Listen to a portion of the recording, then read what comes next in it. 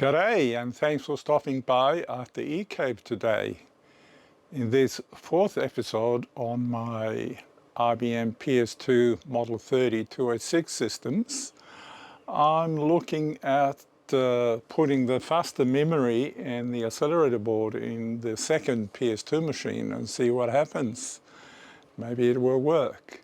I'm also looking at sharing with you some learnings from the previous episode, so why not stay?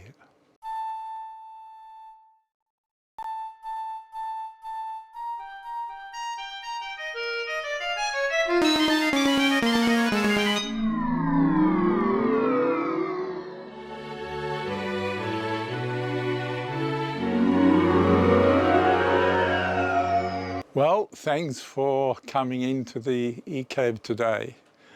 I'm looking at speeding up this 286 machine. As you've seen in previous episode, if you haven't, I'll put a link down to the previous episodes. It didn't work very well with the modified 30-pin SIM cards I actually put in there. It would crash. In the end, I took out the accelerator board and put in a stock standard 10 megahertz 286 CPU, and suddenly all the memory errors disappeared. Now, I had this card in it originally, but I took it out and eventually took out the accelerator board as I had to overcome those memory errors. Well, I'm now interested in seeing if I can put that card in and run some benchmark as it is now, and then put the accelerator board and run benchmark again. So let's give that a go. Maybe we'll see what difference we get. Now, I'll show you this card first. Now, here is the card that was in this machine, and as I probably mentioned somewhere before, there are two switch settings, one indicating how much existing memory is in the PC, and the second one indicating how much memory is on the expansion card. And as you can see, there's a fair few memory chips in there. Now, I had looked at the code on these chips. Let me show you. And doesn't want to focus. And it looks like these are 17 nanosecond RAM sticks. So it'll be interesting to see if this memory card does work still. Now, this is an Hypertech card, proudly made in Australia. Well, designed and assembled in Australia, so that's pretty good. We are in Australia. Now, the accelerator card is here. I'll keep it in an anti-static bag. And here's the PC with the existing RAM sticks. So what I'll do, I'll begin by taking them out, putting this card in, and then we'll fire it up and see what happens. So let's turn it off first. Take these out.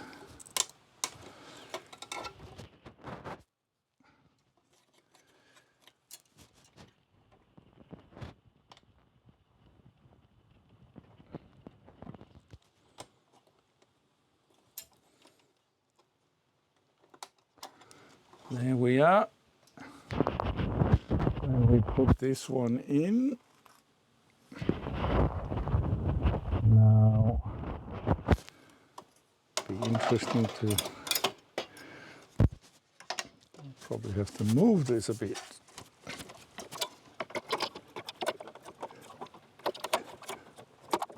Okay, hopefully it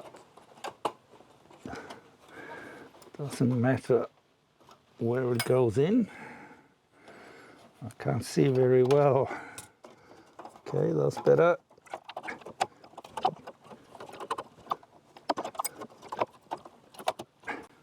It's a bit fiddly getting, there we are, finally.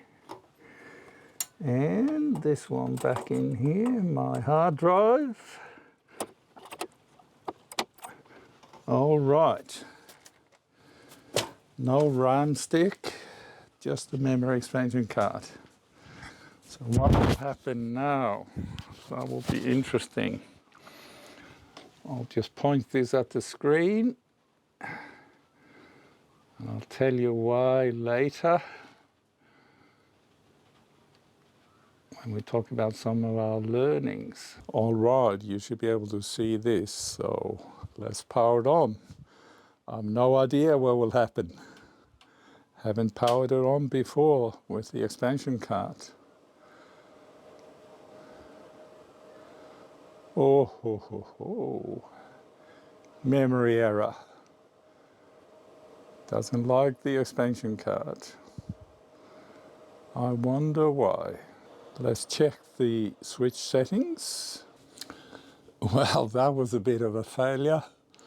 I did check the switches, and interestingly, once I read them, they were set for onboard memory of 256K, which was interesting. I had assumed it had none.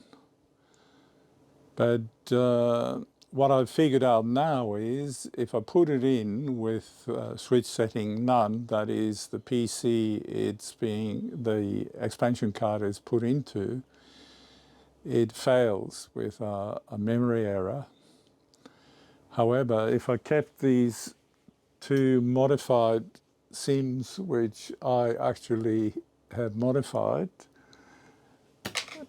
which is 2 megs, and set it for 512K onboard memory in the PC, then the expansion card comes up and boots up okay. Well, it complains about the memory configuration, but it comes up with 6 megs. Now, these modules I modified, they're actually 18 nanoseconds. So they're a bit slower than the one in the RAM expansion card, which are 70 nanoseconds. But luckily, I've recently acquired 8 of these modules. I'll show you a picture. It's 70 nanosecond, 1 meg parity SIM. I've, of course, had to modify it for the IBM, and I modified 2 of them. And it's time to power it up and see what happens. Hopefully we get 6 megs, but if we do, then we have all RAM with 70 nanoseconds, and the accelerator board could then go in. So let's try to fire it up with the modified new SIM cards. Okay, here are the 2 new modified SIM modules in there. So I'll put this down so we can power up. Okay, I've just put in the card with the 512K settings plus the new SIM modules, the 17 nanosecond ones. So let's power it on and see if we get some memory count and how much memory we actually get. That'll be interesting. All right. Yeah, it's starting to count up. It's up to 2 megs, which are the 2 SIMs. Oh, it's getting more. 3 megs.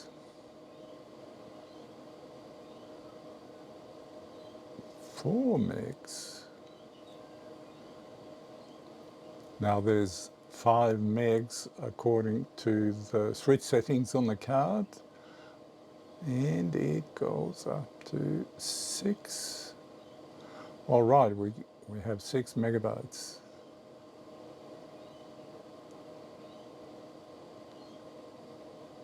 I'm guessing it's not going to be happy.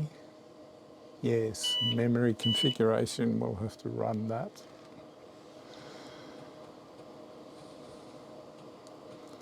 So we'll do that.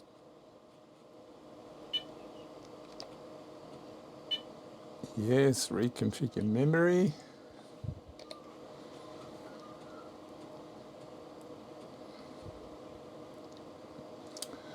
I'll remove the diskette and it should boot into DOS with its 6 megs. So basically now we have the SIM modules with 70 nanoseconds and the RAM expansion card with 70 nanosecond modules. So I'll run some benchmark and see what benchmarks we get, and then I'll put in the 386 SX20 and we'll see what happens then, whether the benchmarks improve or how much they improve. That'll be interesting. Okay. There we have it, booting onto the XT IDE card. All right, DOS bench, DOS bench. So what do we run? Good question. We'll do landmark speed, system speed test. We'll try that first.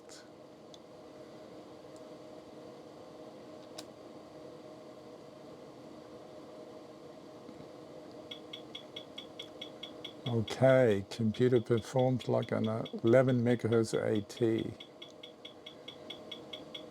The video is pretty slow, that's to be expected. Let me see what else.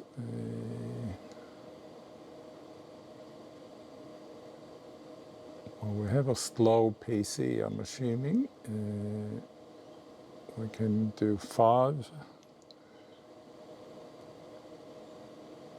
Or 1, let's try 1, 3D bench, which probably tests the VGA more. Interesting.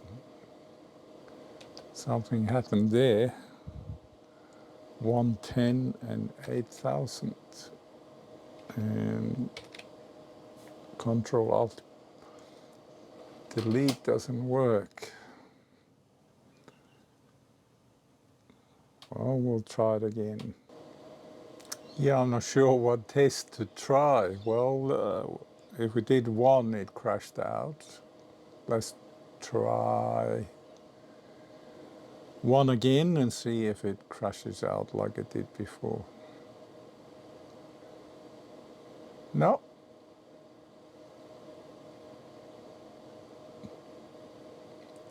It's thinking about it. Well, it's doing the VGA benchmark.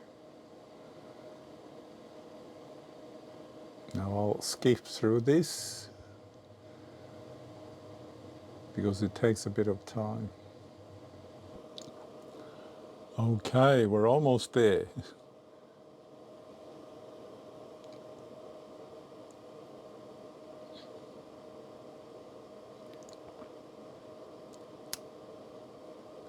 .6. Ah, well, I'm guessing that would be stock standard for these slow machines.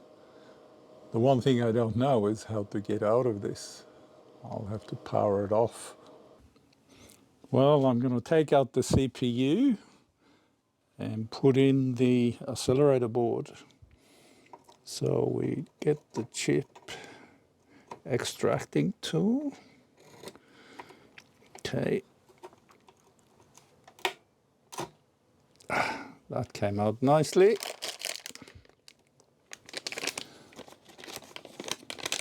hopefully this one can go in. Yeah, it has a marker here which tells me it's supposed to go on this side. So it turns like this, I believe. I guess it'll be interesting to see if I can fit it in.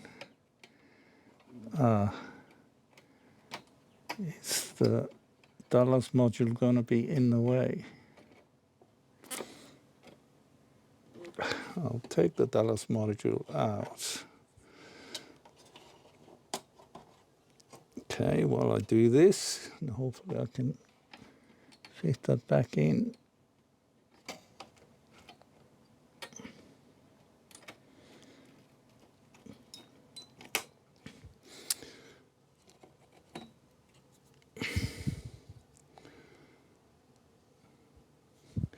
You don't want to bend any of these pins for sure.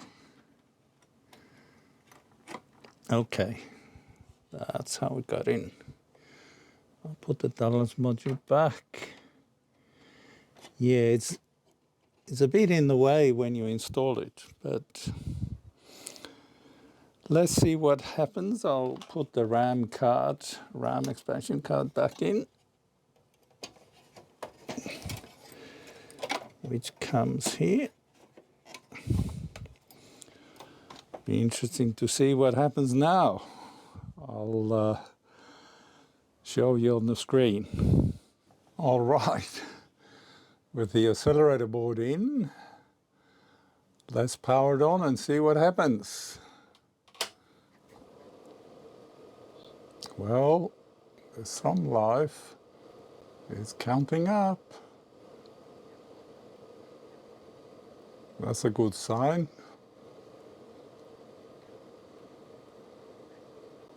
Is it just me, or is it counting up a bit slower than before? This is supposed to be an accelerator board, not slowed down board. But I'll run the same two benchmarks as I did before. I know there's a cache there and there's a program required to activate the cache, but we'll do that after these two. I have to get those exe files onto the hard drive first. Okay.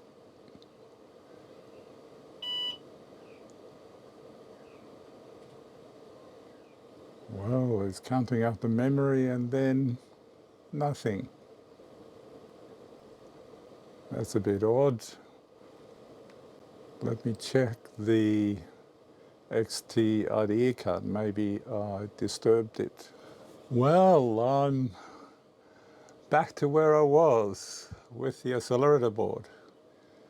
I've taken out the RAM expansion and the PC freezes like it used to do. And I now have the 17 nanosecond SIMs in there with the XT IDE compact flash card. And it will either give me memory errors or start counting up and just give up. So I'm not sure. This could be a problem with the accelerator card. Yeah. Well, that's normal. It's complaining about the RAM configuration. So let's reconfigure that and see if we can get it up and running. Yeah.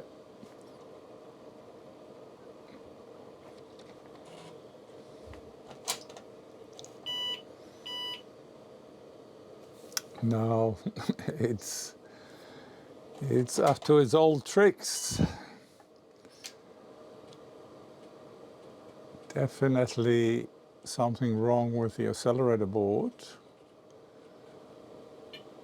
I might actually try that in the first PS2 if I ever get that working. Yeah, this is what it was doing all the time. Well, interesting. That's not going to work. So the accelerator board has some issues. I wonder what that is. I'll put it aside for now. Well, sadly, that didn't have a happy ending with the accelerator board playing up like that. I'm not sure what's wrong with it, but whatever it is, I'm not going to diagnose that now.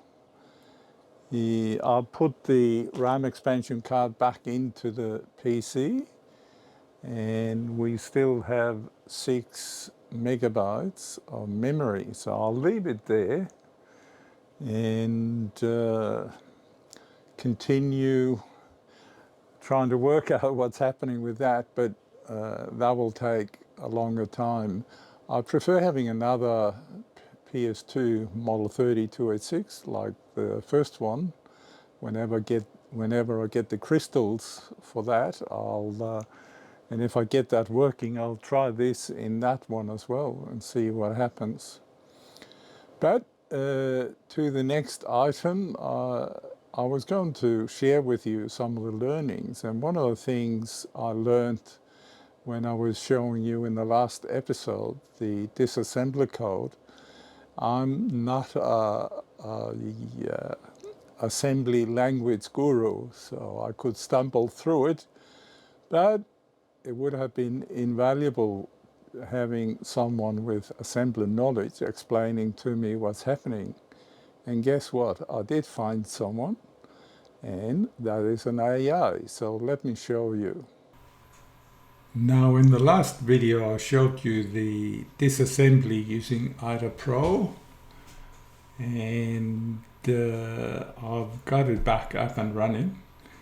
And as you probably know, the reset vector in the BIOS starts here at FFF0, and the disassembly has given me the reset entry point, so let's go there, and it jumps again from that point to here, and what you see here is assembly code. Now, as I mentioned, I'm not a big guru in assembly code, so what you can do, simply copy that. Now, the problem when you copy that is I just want that bit, so what I normally do is I use something called Notepad++, which is enhanced notepad editor. Let me see, we want the CLI.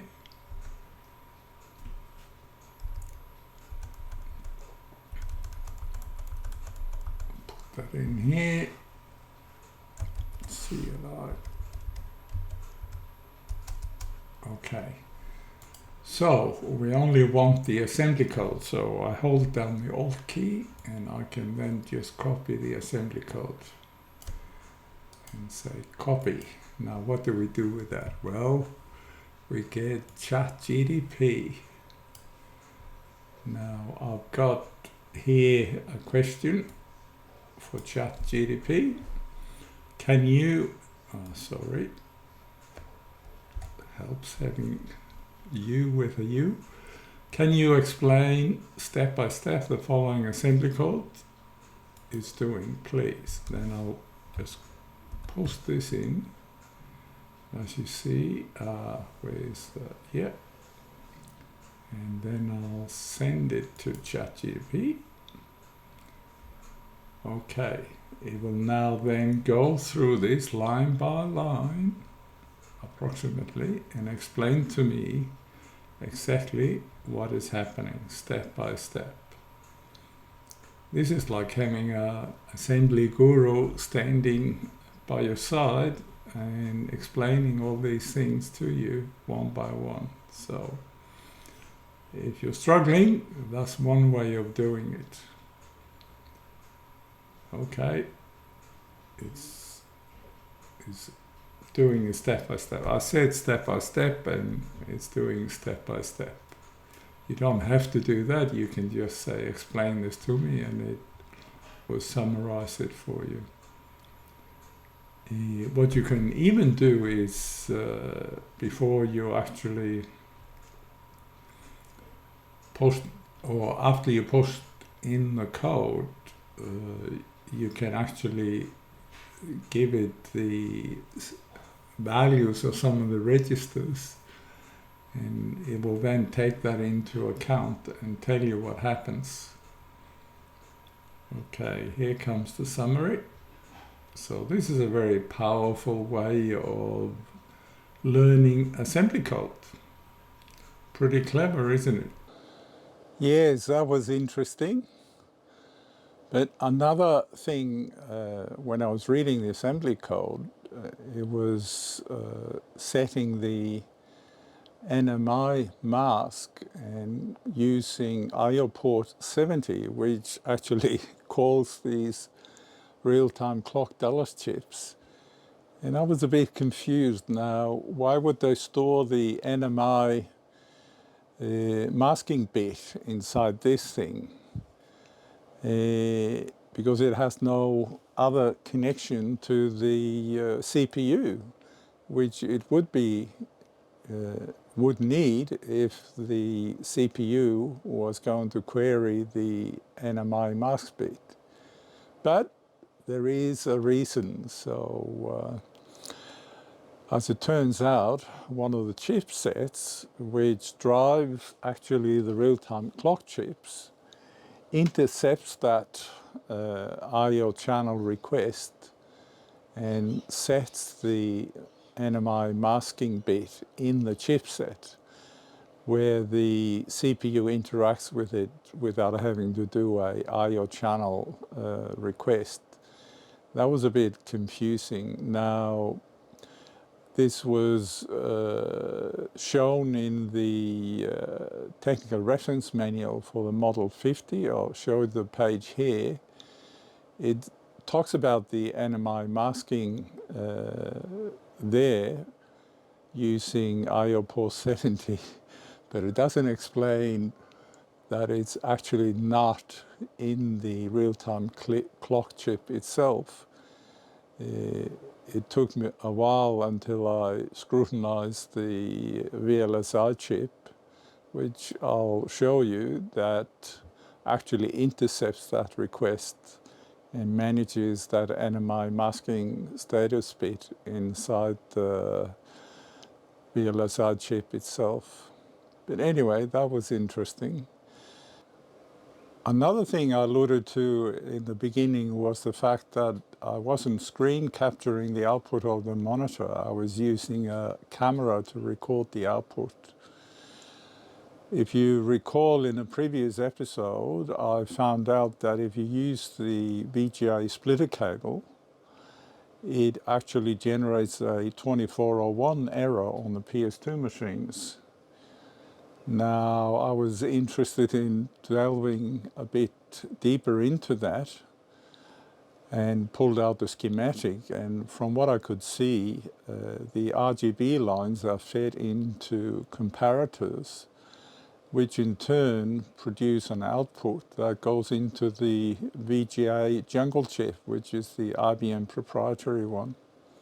Well, guess what? I pulled out the oscilloscope and probed that, because I was interested in seeing what came out of those voltage comparators chips. So let me show you that. I figured since I've got the working motherboard from the second PS2, I'll show you how the 2401 error is generated. As I showed you in the previous episode, the output on the VGA connector, the red, green and blue, go to the connector on the board, which then goes to the monitor. But there are taps taken off into an LM339 comparator. And the outputs are all tied together. And this is then all fed into the VGA, big VGA custom chip. And the input here on pin 18 is called video detect. What I figure is that the monitoring the level of these signals, normally the output should be pulsating and range from, I guess, 0 to 0.7 volts. But let's see what happens first when it's not generating 2401 error. I've got the scope ready, and I'll show you the outputs of these 3 lines, and I'll show the output coming out of the comparators. Now, I've got the pin out here for the LM339. So I'll first go to the red input, which is pin 4 on the LM, and I'll show you where it's located. Actually, it's this guy here. It's close to the VGA connector, but it's called ZM25, and the inscription here says LM339. So pin 4, let's go there.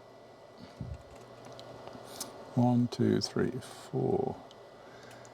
And you can see that the output voltage on the oscilloscope is sort of 0.7 volts, around 700 millivolts.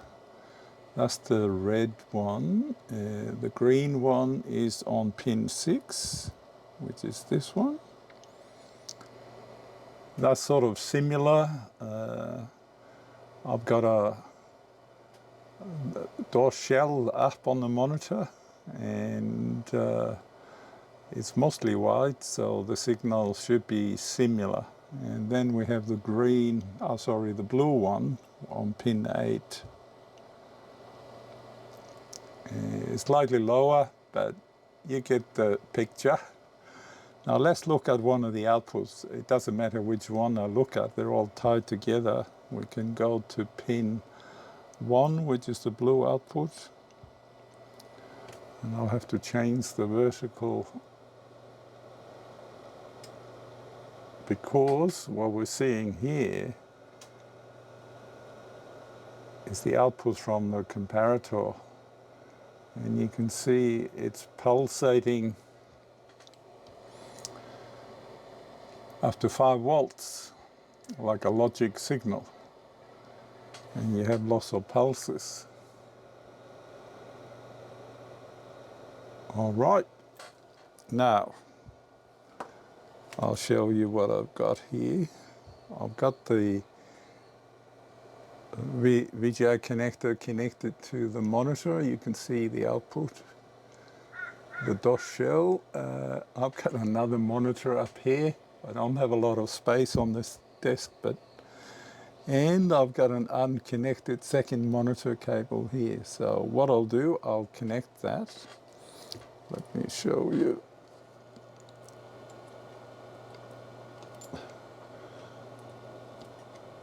Okay. And now this one went slightly dim, and this one is now showing the same thing because it's mirroring both. And what happens when I scope the output now? Well, we shall see. So I'll go to pin, the red one, which is 4. 1, 2, 1, 2, 3, 4.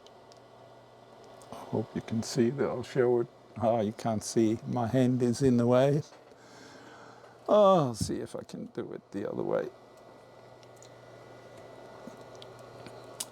1, 2, 3, 4. And I'll increase the vertical rate. And you can see the signal's gone down to like 400 millivolts. And pin 6, the same. And then we have pin 8 similar. But what do we see on the output? Well, let me increase the vertical rate. All right. We see the same pulsing, but if I, well, I can't. I'll shut it down and power it on again. And it should beep. Yeah, it's unhappy. But you see now the signal is high, no pulses. And I think thus the VGA detect, if it detects pulses on the input, it's happy with the output. But if it detects a steady high on the output of the comparators, it believes something's wrong. So this is how this mechanism works. Now, I'm sure there's a register somewhere inside the VGA chip that tells the DOS routines or the post-diagnosis whether this is pulsing or not.